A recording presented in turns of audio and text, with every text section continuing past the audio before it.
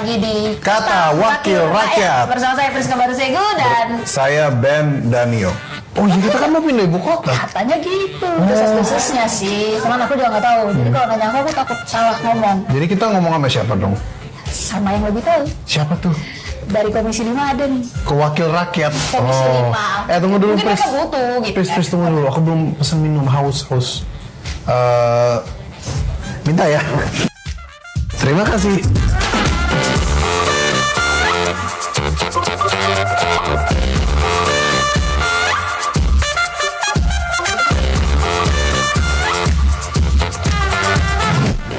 Nah, Ini loh Pak Aras nih. Ini tadi teman saya ngeluh-ngeluh macet Pak. ya kan memang macet. Iya di Jakarta. Terus dia pikir kayak "Ya, bagusnya memang ya ibu kota dipindah gitu katanya Mas Apa. Saya nggak bilang itu, tapi silakan lanjut. Kalau dari Komisi 5 sendiri gimana Pak? Dengan pemindahan ibu kota itu apakah setuju saja atau tidak? Ya, jadi secara umum bahwa kami sangat setuju pemindahan ibu kota. Kenapa? Karena memang negara kita ini kan sangat berat sebelah. Artinya berat sebelah ini berat ke Pulau Jawa dibanding dan keluar. Setuju. Setuju. Ya, sehingga tentu untuk sedikit memberikan napas juga yang di luar sana, juga menikmati kepadatan-kepadatan yang ada, ya kita juga menginginkan bahwa ibu kota negara baru juga sebaiknya kita keluar dari Pulau Jawa. Iya. Nah, yang kedua tadi macetnya juga kan sudah ada MRT, sudah ganjil genap, Iya, masih juga macet. masih macet. Nah, coba kita dorong keluar sehingga kemacetan di Jakarta sedikit bisa terurai. Bisa berkurang, iya. Yang kedua, ya banjir di kota Jakarta ini juga semakin hari juga semakin Iya, parah. benar, Pak. Nah, ini kan tentu proses-proses administrasi negara juga akan terganggu. Nah, kita oke lah kita bawa keluar, mudah-mudahan permasalahan Jakarta sedikit bisa terselesaikan. Oh, terselesaikan. Kira dibagi-bagi ke orang daerah. Janganlah. Dan emang setuju ke Kutai ya Pak? Sebenarnya sih kita serahkan kepada tentu tim yang dibentuk oleh pemerintah untuk di mana paling tepat dan paling pas untuk tempatkan ibu kota. Jadi ternyata dari berbagai aspek yang diperhatikan, dilihat ternyata di Kalimantan. Timur menjadi yang paling tepat untuk tempat ibu kota. Berarti udah pasti di Kalimantan Timur. Iya. Kalau boleh tahu Pak, update-nya sekarang udah kayak gimana? Sejauh mana Iya, pengerjaan? jadi sekarang ini rancangan undang-undangnya sedang diserahkan kepada DPR. Insya Allah dalam masa persidangan yang akan datang, tentu sudah bisa dibahas. Nah, sementara hari ini ibu kota negara kita masih berdasarkan pada Undang-Undang Nomor 29 Tahun 2007 tentang ibu kota negara, yaitu Jakarta. Jakarta. Nah, Itu kira-kira nanti pembangunan infrastrukturnya seperti apa Pak? Kalau boleh bocoran? iya, jadi sekarang ini kan Kalimantan Timur infrastruktur sudah cukup memadai untuk sementara ini. Oh ya. Bandara ada 2, Samarinda dan Balikpapan. Tol dari 2 daerah ini juga sudah terkoneksi. Tinggal bagaimana menghubungkan ke ibu kota negara ini sehingga semua infrastruktur di situ juga segera akan terselesaikan. Dan sesuai dengan penjelasan-penjelasan yang kemarin pernah kami dengarkan juga bahwa ada beberapa kementerian-kementerian juga tidak dipusatkan di sana, tapi bisa di-share ke beberapa daerah sesuai dengan kebutuhan. Oh begitu. Iya. Sehingga pembangunan ini tidak mesti bahwa seluruhnya Pindah ke ibu kota pindah gitu. ke ibu kota negara yang baru, tetapi tentu harus diatur secara bertahap. Iya benar. Ya, begitu. Itu kira-kira targetnya kapan Pak selesainya Pak? Mudah-mudahan di persidangan yang akan datang ini sudah bisa terselesaikan dan 2022 action untuk pembenahan ibu kota negara baru sudah bisa dimulai. Ada. Gimana? Udah puas kamu? Udah dijelasin nih bakal pindah dan jadi udah nggak usah ngeluh-ngeluh lagi macet-macet, manja banget sih. Tapi aku akan merindukan kemacetan ini. Nah kan gitu Pak, manusia tuh gak ada puasnya Pak. Kalau anak muda suka kalau macet. Ya itu tadi kita ngobrol-ngobrol sama Pak Arasnya dan saya dapat ilmu baru lagi nih. Jadi tahu tadinya saya pikir ibu kota baru tuh yang kayak gimana Nggak gitu. langsung bangun Ternyata payung disiapkan hukumnya. ada undang-undang dan lain sebagainya Iya. kayak gitu. Terima kasih banyak Pak Aras atas Biasanya Pak Aras. informasinya ininya ilmunya. Anak muda harus banyak belajar sih. Betul sekali. Terima kasih. Kita udah datang ke ruangannya lagi. Ya ampun. Jadi jangan kemana-mana. Setelah ini kita bakal ngobrol dengan wakil rakyat yang lain. Tonton terus Kata Wakil Rakyat.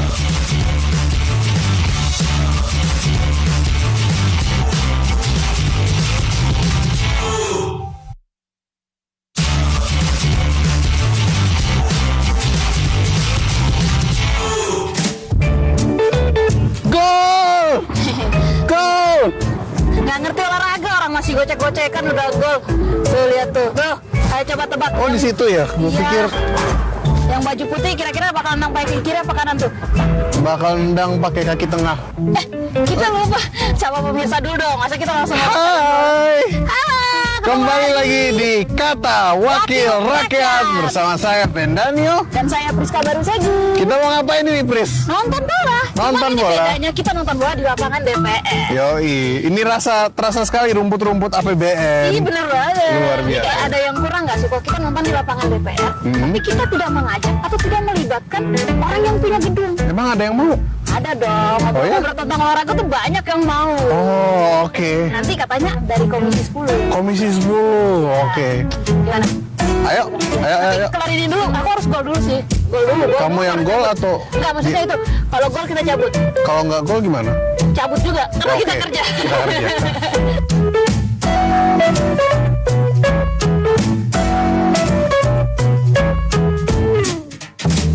Oh iya, buka masker Buka dulu. masker dulu. Oh, biar kita kelihatan siapa kita sebenarnya. Iya, kita punya tamu yang sangat spesial. Iya, Pris. hari ini kita nggak sendiri, kita ada kedatangan. Kita Gus, yang mendatangi. Kita yang mendatangkan.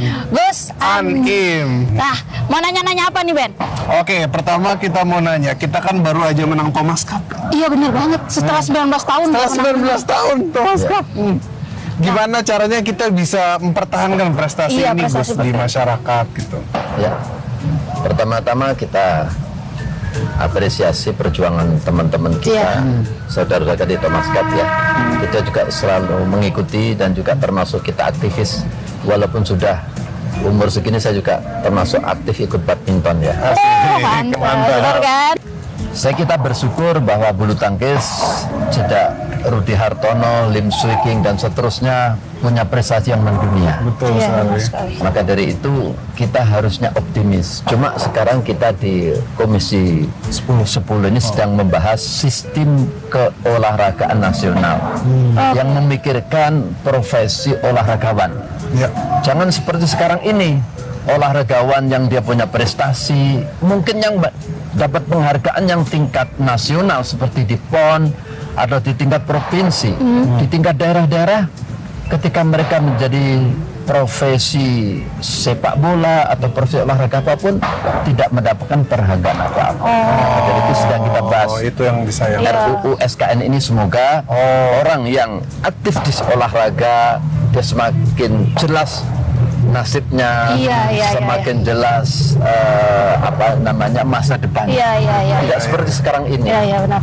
Memang banyak olahragawan yang punya prestasi, tapi tidak tahu kemana. Maka dari itu ini akan disusun undang-undang yang menyangkut profesi olahraga. Oh, berarti dari Komisi 10 sendiri sudah merencanakan Sudah, ya kayak gimana sudah. nasib-nasib atlet kalau nanti misalkan udah nggak jadi atlet lagi gitu Iya, ya. banyak atlet yang Iya, akhirnya yang kerja selamatan. bahkan ada yang jadi satpam dan lain-lain gitu kan. Iya.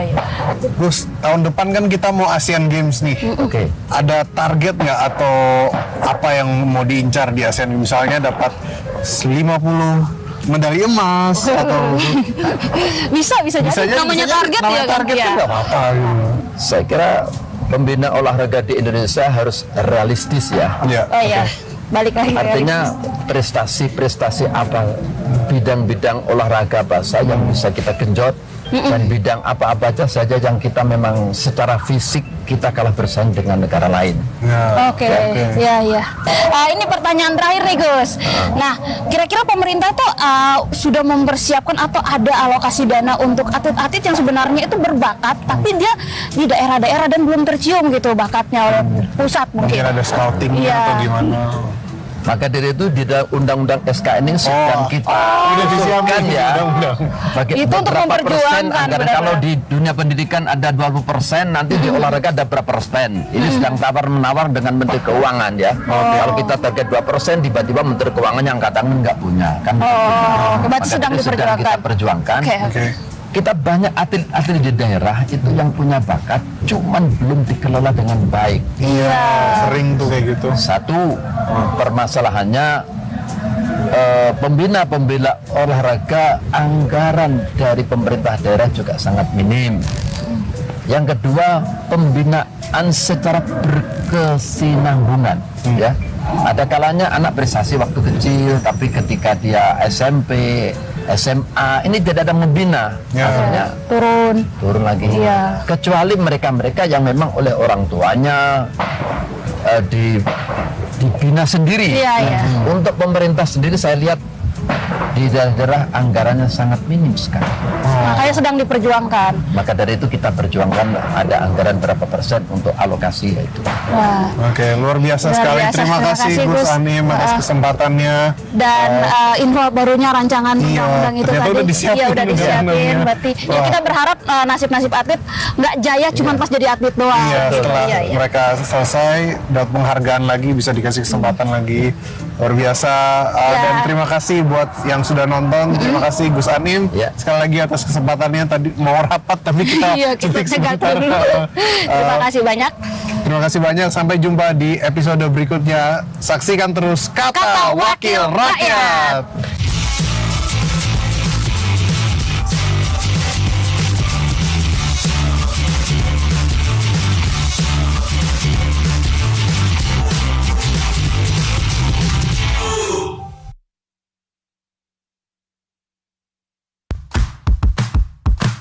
Dan sesudah